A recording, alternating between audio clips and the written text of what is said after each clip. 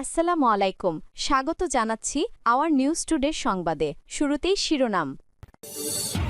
খালেদা জিয়ার নিরাপত্তায় এসএসএফ-এর কাজ শুরু।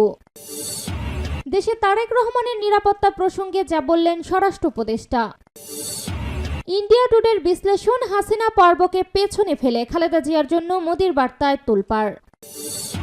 হাসপাতালে খালেদা জিয়া, শীঘ্রই দেশে ফিরবেন তারেক রহমান, বলল মির্জা ফখরুল। ইসির সভা ৭ ডিসেম্বর, এরপর যে কোনো দিন হতে পারে নির্বাচনের তফসিল ঘোষণা।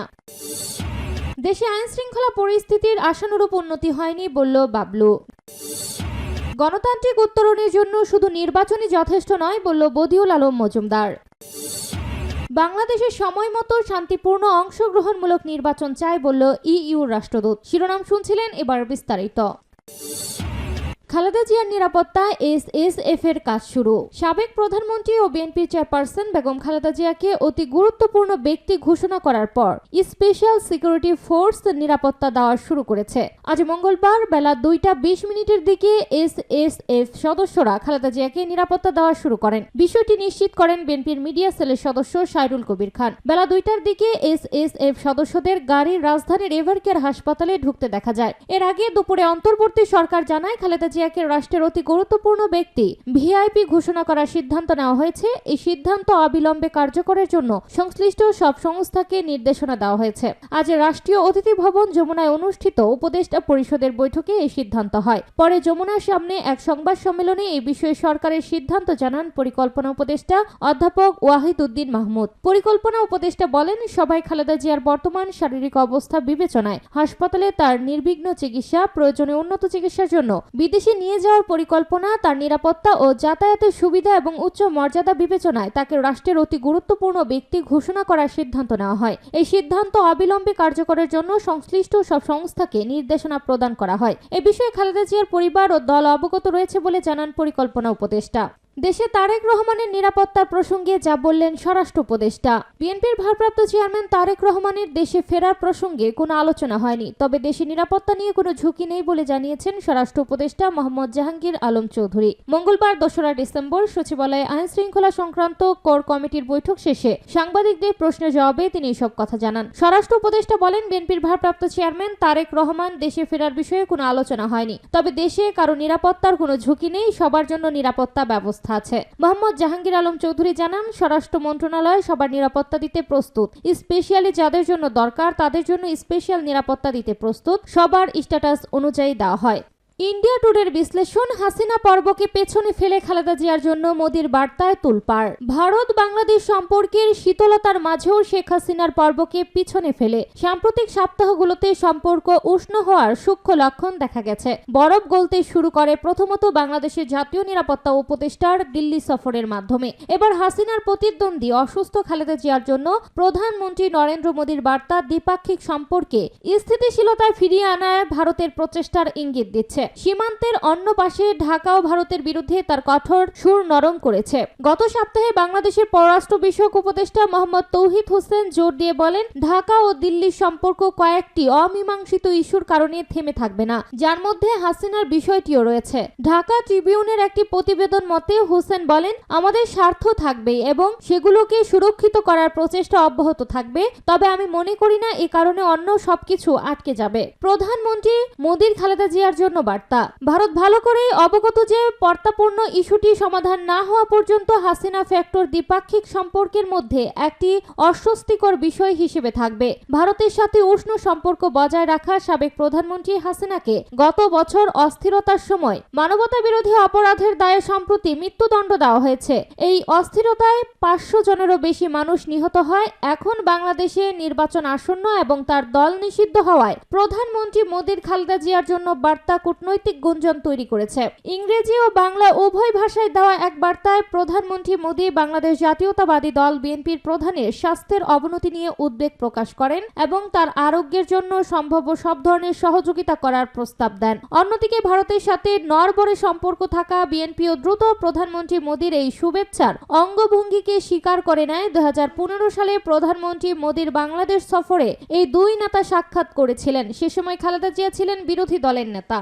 হাসপাতালে খালেদা জিয়া, শীঘ্রই দেশে ফিরবেন তারেক রহমান, বলল মির্জা ফখরুল। সাবেক প্রধানমন্ত্রী বেগম খালেদা জিয়ার শারীরিক পরিস্থিতি অপরিবর্তিত থাকলে শীঘ্রই তার ছেলে ও বিএনপির ভারপ্রাপ্ত চেয়ারম্যান তারেক রহমান দেশে ফিরবেন বলে জানিয়েছেন দলের মহাসচিব মির্জা ফখরুল ইসলাম আলমগীর। মঙ্গলবার ২রা ডিসেম্বর বিকেলে একটি গণমাধ্যমকে এই তথ্য জানান তিনি। মির্জা ফখরুল বলেন, বিএনপি চেয়ারপারসন বেগম খালেদা জিয়াকে বিদেশে নেওয়ার মতো শারীরিক অবস্থা পর্যবেক্ষণের পর তারেক রহমান দেশে ফেরার সিদ্ধান্ত নেবেন। পরিস্থিতি অপরিবর্তিত থাকলে শীঘ্রই দেশে ফিরবেন তিনি। এর আগে দুপুরে পররাষ্ট্র উপদেষ্টা তৌহিদ হোসেন জানান, তারেক রহমানের দেশে ফেরার বিষয়ে সুনির্দিষ্ট তথ্য পররাষ্ট্র মন্ত্রণালয়ের কাছে নেই। তিনি এখনো ট্রাভেল পাস চাননি। চাওয়া মাত্রই তা ইস্যু করা হবে। তাকে দেশে ফিরতে সব ধরনের সহযোগিতা করবে সরকার। আরেক প্রশ্নের জবাবে উপদেষ্টা বলেন, খালেদা জিয়া দেশের বাইরে চিকিৎসা নিতে চাইলে সর্বোচ্চ সহযোগিতা করবে সরকার, তবে সিদ্ধান্ত দল ও পরিবারের। ক্ষমতাচ্যুত আওয়ামী লীগ সরকারের আমলে 2 মামলায় খালেদা জিয়াকে কারাদণ্ড দেওয়া হয়েছিল। 2 বছরের বেশি সময় তিনি কারাবন্দী ছিলেন। এরপর করোনাকালে 2020 সালের 25 মার্চ তৎকালীন সরকার নির্বাহী আদেশে তার সাজা স্থগিত করে শর্ত সাপেক্ষে মুক্তি দেয়। এরপর 6 মাস পর আবেদনের পরিপ্রেক্ষিতে তার সাজা স্থগিত করে মুক্তির মেয়াদ বাড়ান সরকার। যদিও চিকিৎসার জন্য তাকে বিদেশে যেতে দেওয়া হয়নি। খালেদা জিয়া বহু বছর ধরে অর্থাইটিস, ডায়াবেটিস, কিডনি, ফুসফুস, চোখের সমস্যা সহ নানা জটিলতায় ভুগছিলেন। গত বছরের 5 আগস্টে গণঅভ্যুত্থানে আওয়ামী লীগ সরকারের পতনের পর খালেদা জিয়া মুক্তি পান। ইসি সভা 7 ডিসেম্বর, এরপর যে কোনো দিন হতে পারে নির্বাচনের তফসিল ঘোষণা। নির্বাচন কমিশন ইসি রোববার 7 ডিসেম্বর সভায় বসছে কমিশন। সভা শেষে যে কোনো দিন ত্রয়োদশ জাতীয় সংসদ নির্বাচনের তফসিল ঘোষণা করা হবে বলে জানিয়েছে নির্বাচন কমিশনার আনোয়ারুল ইসলাম সরকার। মঙ্গলবার 2রা ডিসেম্বর নির্বাচন অনুষ্ঠানের প্রস্তুতি সম্পর্কে সাংবাদিকদের প্রশ্নের জবাবে তিনি এই তথ্য জানান। দেশে জাতীয় নির্বাচন আয়োজন নিয়ে রাজনৈতিক দলগুলো ও সাধারণ মানুষের মধ্যে দীর্ঘদিন ধরেই আলোচনা চলছে। সাংবিধানিক বাধ্যবাধকতা অনুযায়ী নির্ধারিত সময়ের মধ্যে নির্বাচন সম্পূর্ণ করতে হবে। আর এই লক্ষ্যে ইসি ইতিমধ্যে প্রাথমিক প্রস্তুতি শুরু করেছে। তফসিল ঘোষণার মধ্য দিয়েই আনুষ্ঠানিকভাবে নির্বাচনী প্রক্রিয়া শুরু হবে। তফসিল প্রকাশের পর প্রার্থীরা মনোনয়নপত্র জমা, যাচাই বাছাই, প্রার্থিতা প্রত্যাহার ও প্রতীক বরাদ্দ সহ বিভিন্ন ধাপ সম্পূর্ণ করতে পারবেন। একই সঙ্গে তফসিলেই নির্বাচিত হবে ভোটের সুনির্দিষ্ট তারিখ। দেশে আইন শৃঙ্খলা পরিস্থিতির আশানুরূপ উন্নতি হয়নি বলল বাবলু। বাংলাদেশ পিপলস পার্টির বিপিপি চেয়ারম্যান মোহাম্মদ বাবুল সরদার চাখারি বলেছেন, দেশে আইন শৃঙ্খলা পরিস্থিতির আশানুরূপ উন্নতি হয়নি। দুর্নীতি, বেকারত্বের হার বেড়ে গেছে। এমতো অবস্থায় নির্বাচন সঠিক সময়ে হওয়া দরকার। পরিবর্তিত পরিস্থিতিতে বাংলাদেশের জনগণ একটা অবাধ, সুষ্ঠু নির্বাচন প্রত্যাশা করে। তিনি বলেন, বিএনপি চেয়ারপারসন ও সাবেক প্রধানমন্ত্রী বেগম খালেদা জিয়া অসুস্থ। আমরা সবাই দোয়া করি তিনি যেন দ্রুত সুস্থ হয়ে দেশ ও মানুষের প্রয়োজনে রাজনীতিতে অংশগ্রহণ করতে পারেন। বাংলাদেশ পিপলস পার্টির মহাসচিব মোহাম্মদ আব্দুল কাদের বলেন, গণ অভ্যুত্থানের পর অনেক নেতা তৈরি হয়েছে, বহু দল তৈরি হয়েছে, তারা গরম গরম কথা বলছে, সিনিয়র নেতাদের গালমন্দ করছে। এভাবে নেতা হওয়া যায় না।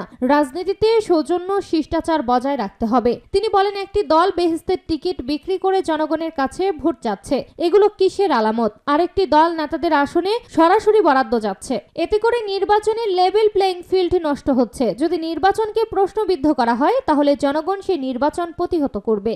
গণতান্ত্রিক উত্তরণের জন্য শুধু নির্বাচনই যথেষ্ট নয় বলল বদিউল আলম মজুমদার। বিগত সময়ে দেশে কয়েকবার সুষ্ঠু নির্বাচন হলেও গণতান্ত্রিক উত্তরণ ঘটেনি বলে মন্তব্য করেছেন সুশাসনের জন্য নাগরিকের সুজন সম্পাদক বদিউল আলম মজুমদার। তিনি বলেছেন, গণতান্ত্রিক উত্তরণের জন্য শুধু নির্বাচনই যথেষ্ট নয়, এর জন্য প্রয়োজন আইনি, প্রাতিষ্ঠানিক ও কাঠামোগত সংস্কার। আজ মঙ্গলবার রাজধানীর সিরডাপ মিলনায়তনে সুষ্ঠু নির্বাচন ও গণতান্ত্রিক উত্তরণ নাগরিক ভাবনা শীর্ষক এক গোল টেবিল বৈঠকে বদিউল আলম মজুমদার এই কথা বলেন। গোল টেবিল বৈঠকের আয়োজক সুজন। এতে সভাপতিত্ব করেন সুজনের সহসভাপতি অবসরপ্রাপ্ত বিচারপতি এম.এ. মতিন। নির্বাচন অবশ্যই গণতান্ত্রিক যাত্রার প্রথম পথ বলে মন্তব্য করেন বদিউল আলম মজুমদার। এ প্রসঙ্গে বলেন, কিন্তু নির্বাচনই গণতন্ত্র নয়। অতীতে বেশ কয়েকটা নির্বাচন হয়েছে যেগুলোকে সুষ্ঠু নিরপেক্ষ বলা যায়, কিন্তু এর মাধ্যমে গণতান্ত্রিক উত্তরণ ঘটেনি। বদিউল আলম মজুমদার বলেন, গণতান্ত্রিক উত্তরণ মানে টেকসই গণতান্ত্রিক ব্যবস্থা, যেন প্রতিটি নির্বাচন সুষ্ঠু হয় এবং এর মাধ্যমে সুশাসন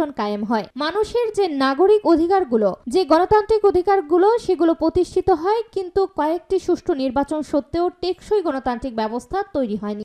বাংলাদেশে সময় মতো শান্তিপূর্ণ অংশগ্রহণমূলক নির্বাচন চাই বলল ইইউর রাষ্ট্রদূত। ঢাকায় নিযুক্ত ইউরোপীয় ইউনিয়নের ইইউর রাষ্ট্রদূত মাইকেল মিলার বলেছেন, ইইউ বাংলাদেশে সময় মতো শান্তিপূর্ণ অংশগ্রহণমূলক নির্বাচনকে সমর্থন করে। তারা এই নির্বাচনকে বাংলাদেশের গণতান্ত্রিক পথ সম্পর্কে ধারণার নতুন নতুন করে প্রতিষ্ঠার একটি বড় সুযোগ হিসেবে দেখে। বাংলাদেশের আগামী জাতীয় নির্বাচনে একটি বড় পর্যবেক্ষক দল পাঠানোর প্রস্তুতি নিচ্ছে ইইউ। আজ মঙ্গলবার নির্বাচন ভবনে প্রধান নির্বাচন কমিশনার সিইসি এম নাসির উদ্দিনের সঙ্গে বৈঠক শেষে সাংবাদিকদের একথা বলেন মাইকেল মিলার। গত সপ্তাহে নির্বাচন কমিশন আয়োজিত মক ভোটিং পরিদর্শন করেছিলেন ইইউর রাষ্ট্রদূত। বিষয়টি উল্লেখ করে মাইকেল মিলার বলেন, একই দিনে জাতীয় নির্বাচন ও জুলাই সনদ নিয়ে গণভোট আয়োজনের অগ্রিম প্রস্তুতি দেখে তিনি মুগ্ধ।